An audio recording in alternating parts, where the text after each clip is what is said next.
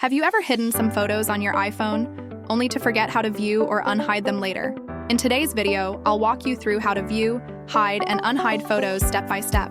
Plus, I'll share an advanced trick, how to view someone else's hidden photos without Face ID.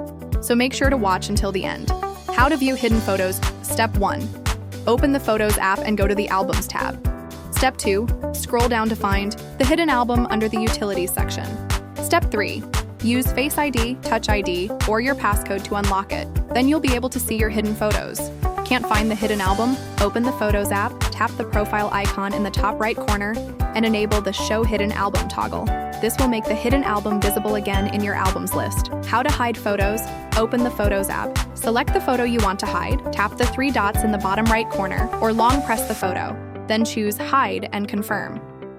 How to unhide photos? Go to the hidden album, open the photo, tap the 3 dots in the top right, and choose Unhide. The photo will return to your main library. Bonus tip: double lock photos using the Notes app. 1. Open Notes. Create a new note and add the photo you want to hide.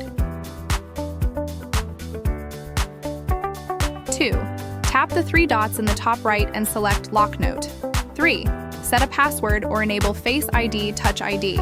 Your photo is now encrypted and safely stored. Bonus: use MoniMaster Pro to view hidden photos on someone else's iPhone. MoniMaster Pro is a professional iPhone monitoring tool that allows you to view hidden photos, call logs, chat history, real-time location, and more.